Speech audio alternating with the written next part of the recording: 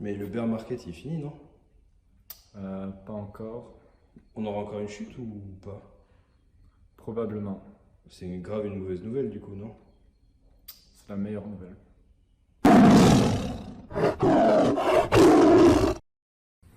Salut à tous, c'est Victor et aujourd'hui on va pas parler de trading à court terme mais d'investissement plutôt sur le Bitcoin. Est-ce qu'on a vu le bottom? Où est-ce que je vois le Bitcoin dans quelques années? Donc je vais me baser sur pas mal de choses comme les cycles de marché, les moyennes mobiles et vraiment des détails concrets comme les niveaux vraiment solides de support et de résistance. Donc je vais aussi vous faire part d'un risque calculé que je suis en train de prendre qui est de vendre ma voiture que j'aime tant, mais j'estime pouvoir faire un x10, x20 sur mon investissement. Donc on va regarder vraiment les détails, mais avant toute chose, pour ceux qui me connaissent, Café? café. Messieurs, dames, bonjour, venez. Pas tous. Ouais. Alors, 3,85. Vous acceptez le Bitcoin? Non. Non? Salut les boys, vu qu'il y a plus ou moins aucune fille qui regarde ma chaîne. Aujourd'hui on va parler d'investissement comme je vous ai dit pour se placer de façon optimale sur le Bitcoin et maximiser les gains qu'on peut faire à long terme. Donc certains pensent qu'on n'a pas vu le bottom, certains pensent qu'on l'a déjà vu. Dans tous les cas on est plus ou moins tous d'accord sur le fait que le bear market commence à prendre à sa fin et que tout investissement avec une bonne position maintenant sera juste gigantesque pour le long terme, vu que bien évidemment au prochain bull run on s'attend à des chiffres assez grands, donc je vais parler de ces chiffres et où je vais me positionner. Ces derniers temps le Bitcoin a beaucoup monté, 6400 pour ceux qui me suivent, on s'y attendait, on s'attendait justement à ce que ce short squeeze fasse monter le prix très rapidement. Maintenant c'est vrai que 7000 en a choqué plus d'un. En soi ça n'a pas changé mon point de vue long terme, en tout cas ma stratégie reste plus ou moins la même.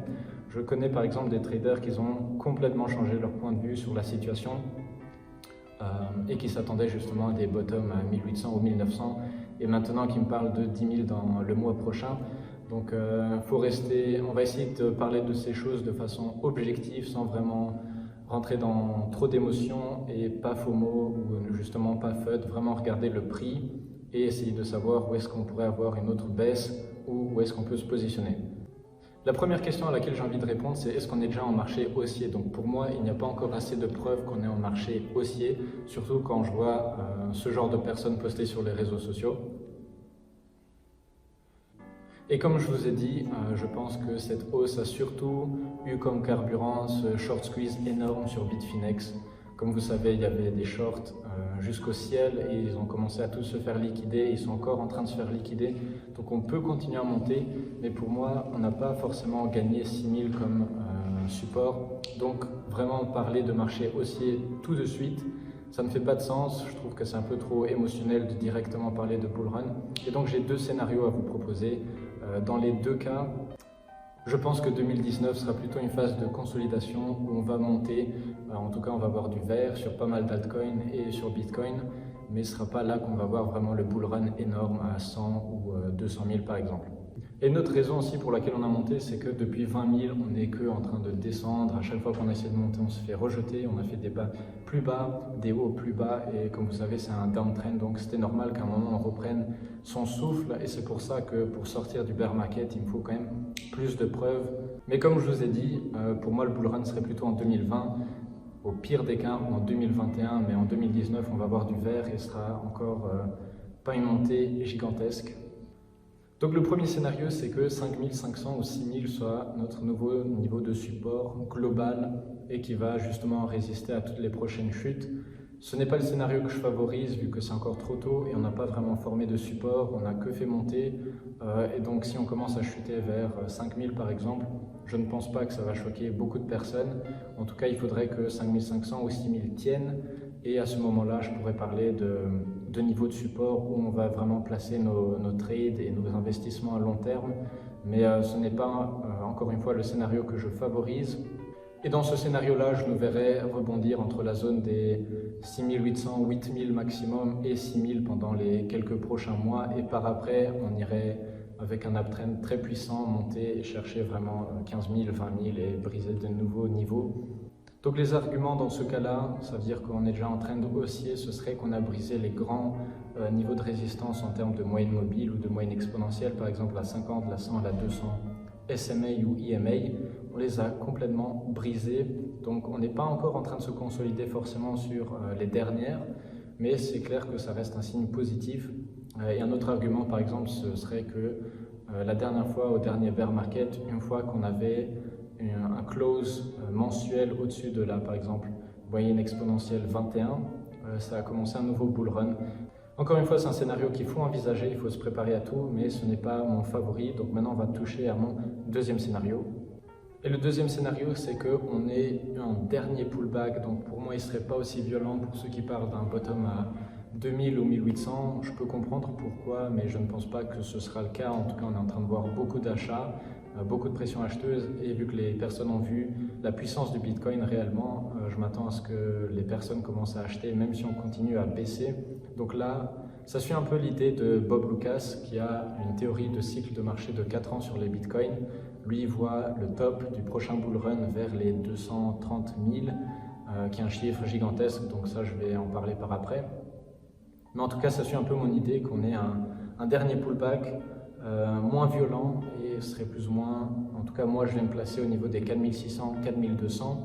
Et quand on regarde par exemple les derniers bear markets, ça a toujours été en 2 étapes, donc ça n'a pas été une chute et hop on est reparti, ça a plus ou moins été une grande chute, on a repris l'air, on a repris le souffle comme maintenant, on est redescendu par après, souvent moins violent, mais des fois ça a été encore plus violent comme l'exemple que je vais mettre maintenant. Mais en tout cas, vu qu'on est à long terme, j'ai envie de répondre à une question que j'ai beaucoup, où est-ce que tu vois le bottom, au cas où on ne l'a pas encore vu? Et la réponse est, on s'en bat les couilles. Beaucoup de personnes veulent se placer à long terme, sont positifs sur le Bitcoin, mais veulent absolument toucher le bottom. Et donc si vous suivez la logique de value investing ou vraiment de average in, vous trouvez un prix qui vous semble convenable, et si le prix continue à descendre, c'est pas grave, vu que si vous croyez dans le Bitcoin, si vous croyez dans les cryptos pour le futur, peu importe si vous achetez à 3500 ou à 4000, si par après il sera à 150 000. J'ai vu tellement de personnes qui voulaient absolument acheter à 1800 ou à 1900, et maintenant ils sont en train de FOMO à 6800. Et en plus, quel est l'intérêt d'avoir un prix exact, par exemple 1850? Imaginez que le prix touche 1950 et il commence à remonter. Qu'est-ce que vous allez faire? Vous allez FOMO par après. Donc maintenant, ce qu'il faut faire, c'est si le prix continue à chuter, comme je vous ai dit, vers les 4600, il va falloir acheter petit à petit. Et si on touche les 3000, les 1800, tant mieux, vous aurez du Bitcoin à un prix encore moins cher. Donc réellement, je pense qu'on va rebondir au niveau des 4200. Je vais y revenir sur mes raisons. Mais si le prix descend plus bas, moi ça ne va pas me choquer, et je favorise même cette chute. Et donc j'ai parlé aussi à d'autres traders, par exemple que vous connaissez peut-être, Cryptotimal, qui a une chaîne YouTube aussi. Il poste quasiment tous les jours, il me semble, surtout sur les nouvelles. En tout cas, moi c'est que de l'analyse technique, lui c'est aussi un peu les nouvelles, les articles. Et aussi Slashcoin, qui est très fort en analyse fondamentale. Il poste aussi de l'analyse technique, mais ce que j'aime beaucoup chez lui, c'est sa mentalité. Donc je mettrai les deux chaînes ici, allez les regarder si vous voulez. Et on a un peu discuté, donc un peu avec les deux, chacun de son côté. Et tous les deux pensent qu'un pullback fait du sens. C'est pas forcément qu'on va en avoir un, mais si on en a un, ça fait du sens d'après ce qu'on voit sur les cycles de marché. Et comme je vous ai dit, vu qu'on est plus ou moins à la fin, que j'ai du Bitcoin à 4000 ou à 3000 ou que ça chute vraiment à 1800, peu importe, on est là pour acheter. Et donc les risques maintenant d'investir à 6800, même si vous êtes positif pour le long terme, je trouve qu'ils sont trop risqués. En plus, ça se peut qu'on soit en bull trap. Comme je vous ai dit, ça se peut qu'on commence un nouveau bull market. Je ne pense pas que ce soit le cas, mais ça se peut que ce soit aussi un grand bull trap. Et ce que je pense est plutôt le cas, en tout cas. Je ne pense pas qu'on va juste se consolider au-dessus des 6000 et on va repartir pour voir les 10 000. Et donc pourquoi ces chiffres de 4600 et 4200 où je vous ai dit que je vais beaucoup investir si on retouche ce niveau-là? De 1, c'est le monthly order block. Donc pour ceux qui savent pas mal d'analyse de prix, vous savez que ce sera un grand niveau de support, et 4200 en plus, c'est là qu'on s'est buté plusieurs fois. Donc si on retouche ce prix-là, il y aura beaucoup de pression acheteuse. Moi-même, je vais acheter à ce niveau-là, vu que je vous ai dit, j'ai envie de rentrer dans des positions, même si on baisse plus. Et en plus, la 200 EMA qui est très importante, qui a fini plus ou moins les autres bear markets, on peut voir qu'on a rebondi plusieurs fois là-dessus les années précédentes, et cette année, on a déjà rebondi 2 fois là-dessus. Donc, elle se situera plus ou moins à 4200, il me semble, la 3e fois qu'on va toucher. Donc, ce sera clair et net un grand niveau de support. Et donc, pour généraliser, je vous ai dit, le risque maintenant est trop grand que ce soit un grand bull trap. Donc, moi, je vais me positionner un peu plus bas. Si je rate mon entrée, c'est pas grave, j'ai mon compte de trading sur BitMEX. Clairement, il va gagner en valeur USD si le Bitcoin continue à monter, surtout si j'ouvre des longs, ça va me faire encore 2 fois plus d'argent. Donc, dans tous les cas, je suis gagnant. Si on commence à chuter, je vais mettre beaucoup d'argent pour les investissements long terme, que j'ai déjà une partie. Mais si on continue à monter maintenant, c'est pas grave, j'ouvrirai des longs et mon compte de trading va gagner énormément. Donc pourquoi la Porsche maintenant? J'ai envie de répondre à cette question, vu que certains d'entre vous ont cliqué pour ça. C'est parce que ce n'est pas de l'argent que j'ai forcément besoin. Encore une fois, la règle en investissement ou en trading, c'est ne risquez pas de l'argent que vous avez peur de perdre, qui vous rend émotionnel et qui vous ferait changer la vie de tous les jours. Comme je vous ai dit, je ne touche pas à l'argent qui est dans mon compte bancaire, ou je ne suis pas en train de vendre mes habits ou ma petite amie ou des trucs comme ça. Donc, encore une fois, investissez ce que vous pouvez perdre. Et c'est vrai que je me suis aussi lassé de la voiture, donc c'est vrai, c'est une voiture de sport, elle me fait sourire à chaque fois que je la conduis. C'est vrai que j'ai l'air cool au feu rouge pendant 5 secondes, ou quand je vais à une fête, c'est toujours les mêmes réactions. C'est vraiment la tienne? Oui. Est-ce que tu peux trader pour moi? Non. Et donc, maintenant j'ai envie de changement, et donc je ne pense pas que j'ai forcément besoin de voiture maintenant.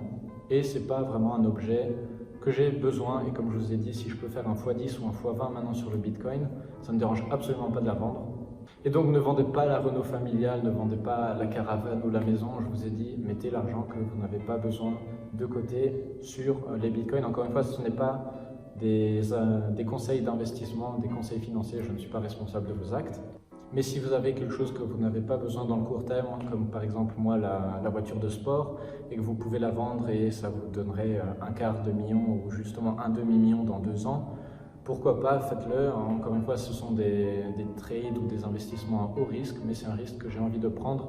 Si vous avez encore plus envie de risque, il y a des altcoins qui sont juste à des prix magiques, vraiment, comme je vous ai dit, je pense à XRP, Cardano, ou vraiment plein de projets qui ont perdu 95% de leur valeur, qui vont certainement gagner au bull market. Mes investissements sera plutôt 80% en Bitcoin, 20% en altcoin. Je vous tiendrai au courant de ça si vous avez envie de voir en quoi ou en quel projet je vais investir.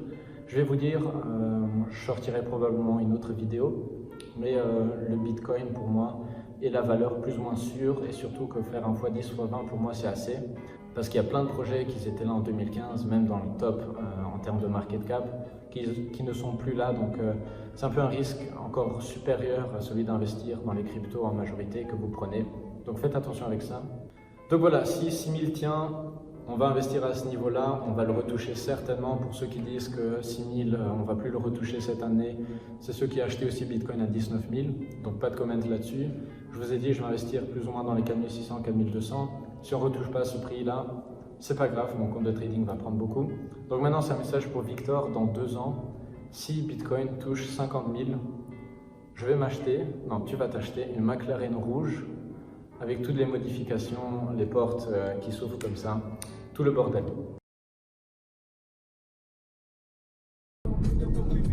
Donc voilà, c'est la fin de cette vidéo. N'oubliez pas de vous abonner. J'espère que cette vidéo vous a plu aussi. Et dites-moi si vous êtes d'accord ou pas avec mon analyse et pourquoi, si ce n'est pas le cas. Chacun a son point de vue, encore une fois. Mais je suis très intéressé d'entendre votre point de vue. Donc c'est tout pour aujourd'hui et je vous dis à la prochaine. Soak up the rags, fuck up the max, light up the night and I never look back. I am the hunter, you are the monster. I am the entity, I am the haunter. Fight with no water, fight with no water. Bring me the leg, I won't choke on the water. I am the author, you are the vapor. Rip you apart, leave the blood on the rack.